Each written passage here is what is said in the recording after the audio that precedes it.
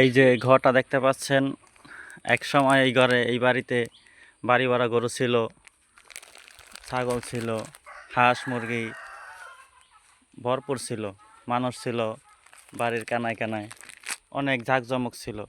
এখন দেখতে পাচ্ছেন শুধু ঘরটাই পড়ে রয়েছে। ঘরের থাকার মতো কোনো পরিবেশ নাই, মনে হচ্ছে যেন ভুতুড়ে অবস্থা।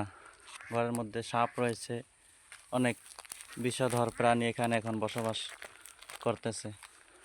আর এই ঘরের মানুষ একজন এখানে কবরে শুয়ে রয়েছে। এরকমই আমাদের সকলের জীবন, একদিন সবাই দুনিয়াতে আসে, আবার দুনিয়া থেকে চলে যায়, অথচ তাদের ঘর বসত ভিটা এরকম জীর্ণ শীর্ণ হয়ে পড়ে থাকে। দেখার মতো, ঘরে আলো জ্বালানোর মতো কোনো লোক থাকে না।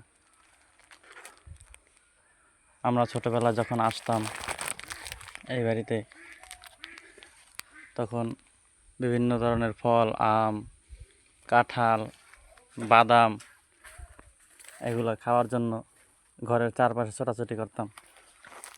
আজ শুধুই ঘর পড়ে রয়েছে, ঘরে কোনো মানুষ নেই, শুধু রয়েছে হতাশা, শুধু রয়েছে আফসোস। সেই শৈশবের দিন আর কখনো ফিরে আসবে না। এই ঘরটা হচ্ছে আমার নানার ঘর। আমার নানার বয়স এখন 100 প্লাস।